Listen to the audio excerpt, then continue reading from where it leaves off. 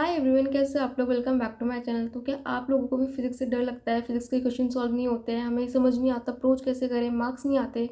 तो don't worry, आज मैं आपको डिटेल में बताऊंगी कि कैसे आप लोग बचे हुए 7 महीने में फिजिक्स में बहुत अच्छे मार्क्स स्कोर कर सकते हो, नीट को बहुत अच्छे मार्क्स से क्रैक कर सकते हो।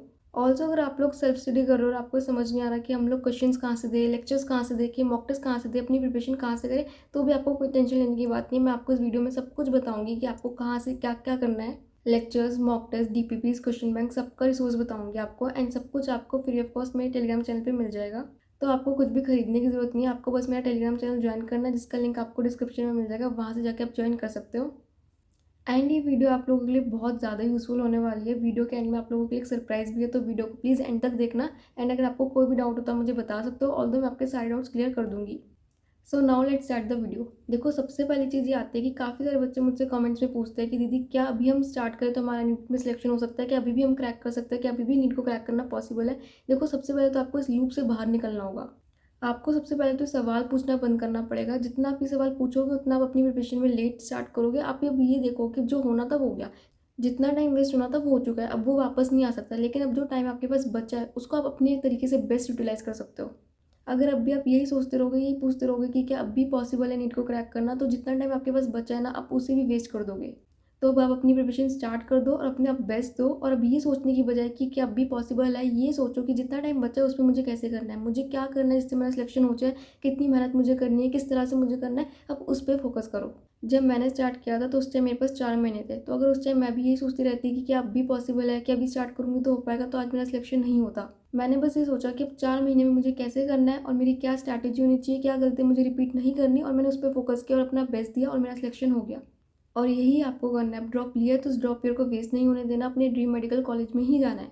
बहुत सारे बच्चे ऐसे होंगे जिनका कुछ नंबरों से सिलेक्शन रहा होगा, जैसे मेरा रहा था 20 नंबर से, तो उन्हें बहुत ज़्यादा रिग्रेट हो रहा होगा कि काश हम थोड़ी सी मेहनत और कर लेते तो आज हमारा सिलेक्शन हो जाता, हमें ड्रॉप नहीं लेना पड़ता, आज हम अपने मेडिकल कॉलेज में होते। ये सारे थॉट्स मेरे मन में भी आते थे, बट धीरे धीरे आपको पता लगेगा कि ड्रॉप ईयर आपके लिए कितना ज़्यादा ज़रूरी था। This will make you even stronger. So take this as a part of your journey and work hard to achieve what you deserve.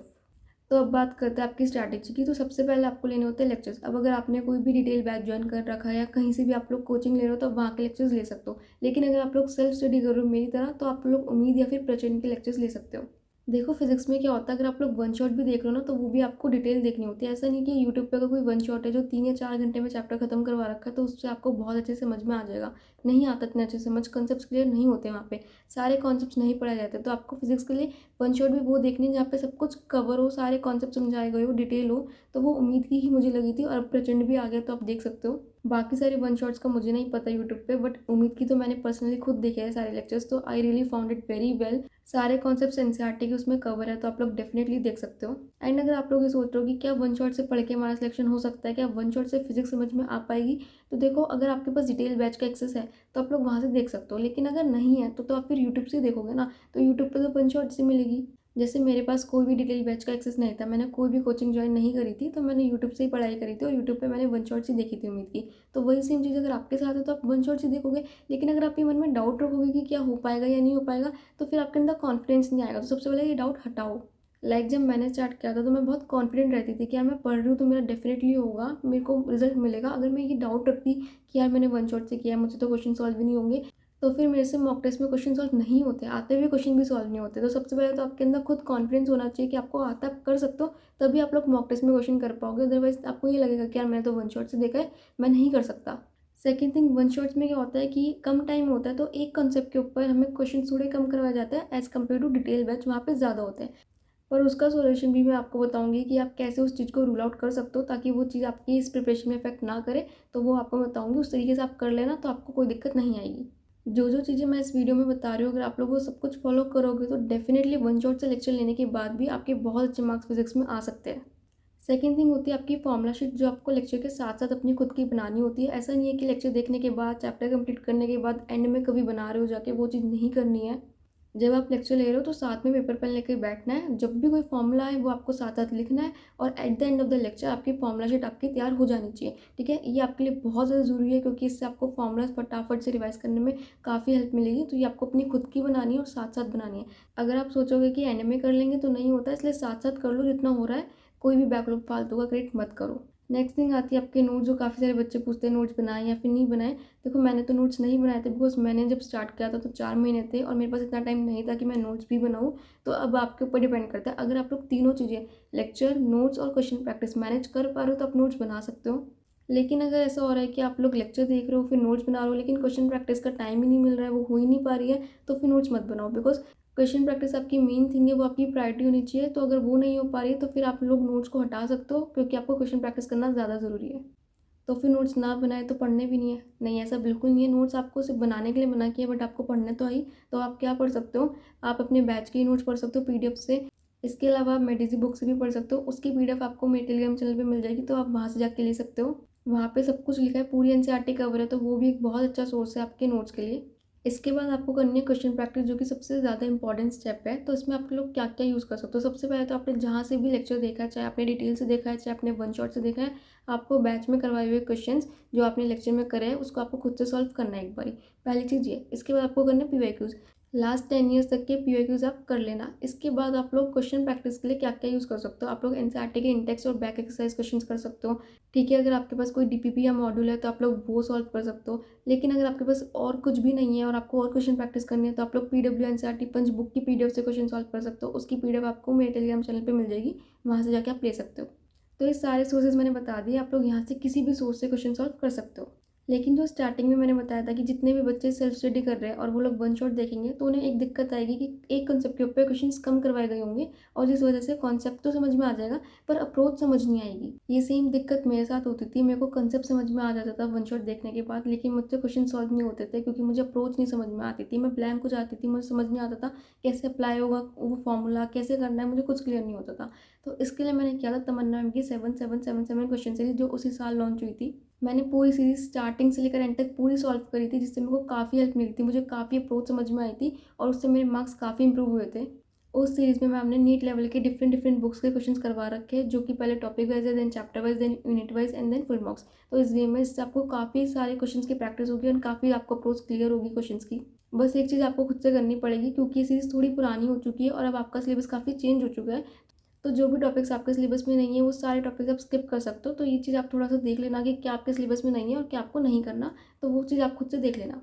Trust में जितने भी बच्चों को ये दिक्कत होती है कि हमसे अप्रोच समझ नहीं आती, हमसे क्वेश्चन सॉल्व नहीं होते, हम ब्लैंक हो जाते हैं, हमें ये नहीं पता कि कैसे फॉर्मूला लगेगा, क्या हमें नेक्स्ट स्टेप करना है, आपकी सारी दिक्कतें सॉल्व हो जाएगी इस सीरीज़ से। मैं भी सेम आपकी तरह थी, मुझे फिजिक्स से बहुत एक्सेस डर लगता था, बहुत ज़्यादा। पर इस सीरीज़ को पूरा करने के बाद मेरे अंदर कॉन्फिडेंस आया, मुझे चीज़ें समझ में आई, कॉन्सेप्ट्स क्लियर हुए और ज़्यादा, और मेरे अंदर वो जो डर था फिजिक्स को लेके वो निकल गया। तो डेफिनेटली आपके साथ भी सेम चीज़ें होगी, आप लोगों का भी कॉन्फिडेंस बूस्ट होगा, तो डेफिनेटली सीरीज़ आपको ज़रूर लगानी चाहिए एक बारी। तो I recommend all of you कि एक बार उस सीरीज़ को ज़रूर फॉलो करो। वो सीरीज़ आपको यूट्यूब पे फ्री ऑफ कॉस्ट मिल जाएगी, उस प्लेलिस्ट का लिंक आपको डिस्क्रिप्शन में मिल जाएगा, वहाँ से जाके आप देख सकते हो। बस एक चीज़ आपको नहीं करनी है कि उस सीरीज़ को आपको एक लेक्चर की तरह नहीं लेना है कि आप चालू करके बैठ गए हो सुन रहे हो, वो गलती मत करना। आप उसे देखोगे तो क्वेश्चन प्रैक्टिस की तरह देखना, आपको उसे सॉल्व करना है। पहला क्वेश्चन जो आएगा आपको सॉल्व करना है पेपर में, और फिर देखना है कि आपसे सही हुआ या गलत हुआ। अगर गलत हो तो आपको उसका सोल्यूशन देखना है, और सोल्यूशन सिर्फ देखना नहीं है, देखना है कि गलती क्यों हुई। You need to find out the reason कि क्यों आपसे क्वेश्चन सॉल्व नहीं हुआ, कौन से स्टेप पे आपने गलती कर दी, क्या चीज़ आपको क्लियर नहीं थी जो आपका क्वेश्चन गलत हो गया। ठीक है, वो गलती फाइंड आउट करनी है और उसके आगे जितने भी क्वेश्चंस आप करोगे उसमें वो गलती रिपीट ना हो, इस चीज़ का आपको ध्यान रखना है। इस चीज़ को आपको इस तरह करना है। तो उसके बाद आपको देना है मॉक टेस्ट, और उसकी आपको एनालिसिस करनी है। जब भी आप मॉक टेस्ट दोगे तो दो तरह के आपके क्वेश्चंस होंगे, एक वो जो आपने अटेम्प्ट ही नहीं करे और एक वो जो आपने अटेम्प्ट करे पर आपके गलत हो गए। तो जो क्वेश्चंस आपने अटेम्प्ट ही नहीं करे वो देखना है कि कौन से टॉपिक के है जो आपने अटेम्प्ट नहीं करे, और फिर उस टॉपिक को जाके आपको दोबारा पढ़ना है और उसकी और क्वेश्चन प्रैक्टिस करनी है। तो पहला हो गया ये। दूसरा, जो आपने अटेम्प्ट करे और आपके गलत हो गए, तो इसके दो रीजंस हो सकते हैं। एक, आपकी कोई सिली मिस्टेक हो गई, तो इसका तो देखो कोई सोल्यूशन है नहीं। सिली मिस्टेक होना जिसमें आपकी कैलकुलेशन एरर हो गई है, आपने क्वेश्चन गलत पढ़ लिया, यूनिट्स नहीं देखी, या अगर ऐसी कोई आपकी गलती हो रही है तो इसका आपको कोई एकदम से सोल्यूशन तो नहीं है, ये आपकी धीरे धीरे रिमूव होती है। जितने ज़्यादा मॉक टेस्ट होगे, जितनी ज़्यादा क्वेश्चन की प्रैक्टिस करोगे, जितना ज़्यादा आप टाइम लगा के प्रैक्टिस करोगे क्वेश्चन की, उतना ज़्यादा आपकी स्पीड और एक्यूरेसी मेंटेन होगी और उतनी आपकी सिली मिस्टेक्स कम होंगी। जब मैंने मॉक टेस्ट देना स्टार्ट किया था तो मेरे 20-20 क्वेश्चन सिली मिस्टेक की वजह से गलत होते थे, और नीट में मेरे सिर्फ 2 क्वेश्चन गलत हुए थे। तो इतना जो चेंज आया था वो इसलिए आया था क्योंकि मैंने बहुत सारे मॉक टेस्ट दिए थे और मैंने बहुत ज़्यादा मॉक टेस्ट प्रैक्टिस करी थी। तो उससे जो मेरी सिली मिस्टेक्स थी वो कम होने लग गई थी। तो आप जितनी ज़्यादा मॉक टेस्ट दोगे, जितनी ज़्यादा टाइमर लगा के प्रैक्टिस करोगे, उतनी आपकी सिली मिस्टेक्स कम हो जाएँगी। लेकिन अगर आपका जो क्वेश्चन गलत है वो सिली मिस्टेक से गलत नहीं हुआ, तो इसका मतलब कि आपको उस क्वेश्चन का जो टॉपिक है उसका आपको कॉन्सेप्ट तो क्लियर है, लेकिन आपको अच्छे से नहीं आता कि आप उसके क्वेश्चन सही कर पाओ। थोड़ी-सी आपको क्वेश्चन प्रैक्टिस की और ज़रूरत है। तो उस केस में क्या करना है, उन टॉपिक्स की आपको और क्वेश्चन प्रैक्टिस करनी है। देखो, जितनी मैंने स्ट्रैटेजी बताई वो तो सबके लिए सेम थी, लेकिन इसके बाद मॉक टेस्ट देना, उसे एनालाइज़ करना, अपनी गलतियाँ देखना, उन्हें इम्प्रूव करना, ये सब आपको खुद करना पड़ेगा। इसके लिए कोई ऐसी चीज़ नहीं कि जो सबके लिए सेम है, ये आपको खुद अपनी प्रिपरेशन देखनी पड़ेगी और उसे एनालाइज़ करना पड़ेगा। देखो, सिंपल सी बात है, किसी भी बच्चे की प्रिपरेशन 100% परफेक्ट तो नहीं होती है। सबकी प्रिपरेशन में कुछ ना कुछ वीकनेसेस होती है। आपको अपनी आइडेंटिफाई करनी है। आपको मॉक टेस्ट देके देखना है कि उस चैप्टर में से ऐसे कौन से टॉपिक्स हैं जो आपके लिए वीक है, जो आपसे नहीं होते। आप उन्हें ढूँढो, उन पे प्रैक्टिस करो। ठीक है? तो ये चीज़ आपको करनी पड़ेगी। हर बच्चे की वीकनेस अलग होती है और ऐसा कोई बच्चा नहीं होता जिसने एक चैप्टर पढ़ा और फिर मॉक टेस्ट दिया उसके सारे ठीक हो गए। सबका कुछ ना कुछ गलत होता है, बस किसी का ज़्यादा और किसी का कम। लेकिन पता है, रियलिटी ये है कि फ़र्क इस चीज़ से नहीं पड़ता कि आपका ज़्यादा गलत हो रहा है या फिर कम गलत हो रहा है। फ़र्क इस चीज़ से पड़ता है कि आपका जितना भी गलत हो रहा है, क्या आप उसे एनालाइज़ कर रहे हो? क्या आप उसे इम्प्रूव कर रहे हो? अगर आपका ज़्यादा भी गलत है और आपने इम्प्रूव कर लिया, तो नेक्स्ट टाइम तो नहीं होगी ना गलतियाँ। और अगर आपका कम गलत है और आप उसे इम्प्रूव ही नहीं कर रहे, तो वो आपकी हर बार होगी। तो डिपेंड करता है आपके ऊपर कि आप अपनी गलतियों को इम्प्रूव कर रहे हो या फिर नहीं। अगर आपने पूरी स्ट्रैटेजी अच्छे से फॉलो करके मॉक टेस्ट दिया, फिर अपनी गलतियाँ देखी, उन्हें एनालाइज़ किया, उन्हें इम्प्रूव किया, ये सब कुछ कर लिया ना, तो डेफ़िनिटली आपका सिलेक्शन होगा। बिकॉज़ काफ़ी सारे बच्चे ऐसे होते हैं जो मॉक टेस्ट या तो देते नहीं हैं, देंगे तो एनालाइज़ नहीं करेंगे, कर भी लेंगे तो उन गलतियों को इम्प्रूव नहीं करेंगे। तो कहीं न कहीं गलती कर जाते हैं जिस वजह से नहीं हो पाता। तो अगर आप लोग ये तीनों चीज़ें फॉलो करते हो ना, तो डेफ़िनिटली आपका सिलेक्शन होगा। बिकॉज़ यही वो स्ट्रैटेजी है जो मैंने फ़ॉलो करी थी। जब मैंने फर्स्ट अटेम्प्ट दिया था अपना, तो मेरे मॉक टेस्ट में 550 के अराउंड मार्क्स आ रहे थे और मैं बहुत ज़्यादा डिसअपॉइंट हो रही थी उन मार्क्स को देखकर कि यार मेरे मार्क्स एकदम बॉर्डर लाइन पे हैं, मेरे को बहुत बुरा लग रहा है, मैं नहीं दूँगी मॉक टेस्ट। फिर मैंने मॉक टेस्ट नहीं दिया, मैंने सिर्फ़ अपनी पढ़ाई करी। मेरा नीट में वही मार्क्स आए 575 और उस टाइम मुझे ऐसा लगा कि मैं जो मॉक टेस्ट से भाग रही थी उसका क्या फ़ायदा हुआ? मैंने वहाँ तो भाग गई, लेकिन मेरे को नीट में तो वही मार्क्स देखने को मिले ना। इसलिए मैंने फिर डिसाइड कर लिया था कि अब मैं जब ड्रॉप लूँगी तो चाहे कुछ भी हो जाए, मैं मॉक टेस्ट बहुत सारे दूँगी, मैं सबको एनालाइज़ करूँगी, सारी गलतियाँ देखूँगी। मैं मॉक टेस्ट के साथ तो कोई भी खिलवाड़ नहीं करने वाली हूँ। कुछ पूरा हो या ना हो, लेकिन जब भी मैंने मॉक टेस्ट सोचा है कि अब मुझे मॉक टेस्ट देना है, उस टाइम पे मैं मॉक टेस्ट दूँगी, मैं बहुत ज़्यादा प्रैक्टिस करूँगी। मैंने बहुत सारे मॉक टेस्ट दिए, मैंने सबको एनालाइज़ किया, सारी गलतियाँ इम्प्रूव करी और मेरा ऐसा नहीं होता था कि मेरे को इंस्टेंट रिज़ल्ट मिला। मेरे किसी भी मॉक टेस्ट में बहुत अच्छे मार्क्स नहीं आए थे, पर मैं देती गई, मैं रुकी नहीं। मेरा 600 भी हार्डली क्रॉस हुआ था लास्ट के एक मॉक टेस्ट में और मेरे नहीं क्रॉस हो रहे थे मार्क्स। वही 550 टू 600 के अराउंड मेरे मार्क्स जा रहे थे। पर नीट में जब मेरा 666 स्कोर आया ना, तब मुझे रियलाइज़ हुआ कि मैंने जितनी भी मॉक टेस्ट दिए थे, उन सब की एनालिसिस करी थी, वो सबका रिज़ल्ट मुझे मिला है। वो जो गलतियाँ मैंने मॉक टेस्ट में कर दी थी ना, वो मेरी अब नहीं हुई है। तो एवरीथिंग इज़ वर्थ इट। तो अगर आप लोग मॉक टेस्ट दे रहे हो, सब कुछ कर रहे हो और अगर आपको ऐसा लग रहा है कि रिज़ल्ट नहीं मिल रहा, तो डेफ़िनिटली मिलेगा। आज नहीं तो कल, कल नहीं तो नीट में तो पक्का मिलेगा। अगर आपके मॉक टेस्ट में मार्क्स कम आया, तो पहली चीज़ तो ये है कि आप अपनी गलतियाँ एनालाइज़ करके उन्हें इम्प्रूव करो। लेकिन अगर आप सब कुछ कर रहे हो और फिर भी आपके मार्क्स नहीं आ रहे, तो फिर जस्ट वेट और अपनी प्रिपरेशन कंटिन्यू रखो। जैसा कर रहे हो करते रहो, डेफ़िनिटली आपको कहीं न कहीं रिज़ल्ट मिलेगा इस चीज़ का। काफ़ी सारे बच्चे इस डर से कि मार्क्स कम आएँगे मॉक टेस्ट देते नहीं हैं। देखो, थोड़ा बहुत डिमोटिवेशन होता है, सबको होता है मार्क्स कम देखकर, लेकिन इतना मत करो कि उसके चक्कर में आप मॉक टेस्ट ही नहीं दे पा रहे हो। मॉक टेस्ट मार्क्स को इम्प्रूव करवाने के लिए होता है, तो उसको पॉजिटिव लिया करो कि अच्छा, वो हमें हमारी गलतियाँ पहले पता चल गई, जो हम इम्प्रूव कर सकते हो नीट में नहीं होगी। इसके लिए नहीं होते कि हम डिमोटिवेट हो जाएँ, हमारी प्रिपरेशन को स्ट्रॉन्ग बनाने के लिए होते हैं। तो उसका पूरा यूज़ लो। आपकी प्रिपरेशन में जितनी भी वीकनेसेस है, जो भी आपकी गलती हो, सबको देखो, आइडेंटिफाई करो, इम्प्रूव करो, ताकि नीट में ना और नीट में बहुत अच्छे मार्क्स आए। एंड काफ़ी सारे बच्चे बोलते हैं कि दीदी प्लानर चाहिए, प्लानर चाहिए। तो मैंने आप लोगों के लिए 21 डेज़ चैलेंज स्टार्ट किया है अभी फिज़िक्स का। जो बच्चे ऑलरेडी उसे फॉलो कर रहे थे, तो आप मुझे कमेंट्स में ज़रूर बता के जाना कि आपका कितना हो गया वो कंप्लीट, आपने पूरा किया या फिर नहीं किया। और जो बच्चे न्यू हैं, आप लोग डेफ़िनेटली उसे जाके फॉलो कर सकते हो। उसमें 21 डेज़ में आपको कौन से चैप्टर्स करने हैं और एक चैप्टर आपको कितने दिन में करना है, सब कुछ मैंने बताया है। प्लस उन चैप्टर्स को कैसे कंप्लीट करना है और फिर उन चैप्टर को कंप्लीट करने के बाद उन चैप्टर्स का मॉक टेस्ट, सब कुछ मैंने अपने टेलीग्राम चैनल पे प्रोवाइड कर रखा है। तो वहाँ से जाके आप दे भी सकते हो और इससे आपकी प्रिपरेशन बहुत अच्छे से हो जाएगी। तो अगर आपके पास कोई भी प्लानर नहीं है, तो फटाफट से जाओ, उस चैलेंज को लो, कंप्लीट करो, मुझे बताना आपने कंप्लीट किया या फिर नहीं। और अगर आपको 21 डेज़ चैलेंज नहीं भी चाहिए, तो भी मैंने वहाँ पे प्रॉपर प्लानर भी अपलोड कर रखा है 6 मंथ्स का, उसको भी आप फॉलो कर सकते हो। उसके थ्रू भी आपका सिलेबस कंप्लीट हो जाएगा। एंड मॉक टेस्ट जो है वो आप लोगों को देने स्टार्ट कर देने चाहिए। अगर आप अपनी प्रिपरेशन अभी स्टार्ट कर रहे हो, तो फिर अपना थोड़ा सा सिलेबस कंप्लीट करो एंड 10-14 डेज़ बाद अपने पार्ट टेस्ट देना स्टार्ट कर दो। अगर आपने कोई भी टेस्ट सीरीज़ जॉइन नहीं करी है, तो आपको मेरे टेलीग्राम चैनल पे बहुत सारे मॉक टेस्ट मिल जाएंगे, जहाँ से आप प्रैक्टिस कर सकते हो। तो जाओ, उसे जॉइन करो एंड वहाँ से मॉक टेस्ट दे दो। वहाँ पे आपको प्रैक्टिस के लिए बहुत सारा मटेरियल मिलेगा, तो उसे जाओ, उसे यूज़ करो। एंड जो सरप्राइज़ मैं बोल रही थी वो ये है कि वहाँ पे आपको आकाश और एलन के मॉडल्स भी मिल जाएंगे, तो आप उसे भी यूज़ कर सकते हो, उससे भी क्वेश्चन प्रैक्टिस कर सकते हो। वहाँ पे इतने सारे मॉक टेस्ट है कि आपको मॉक टेस्ट की कमी तो डेफिनेटली नहीं होने वाली है। प्लस मैं वहाँ पे और भी बहुत सारे मॉक टेस्ट अपलोड करती रहूँगी टाइम के साथ साथ।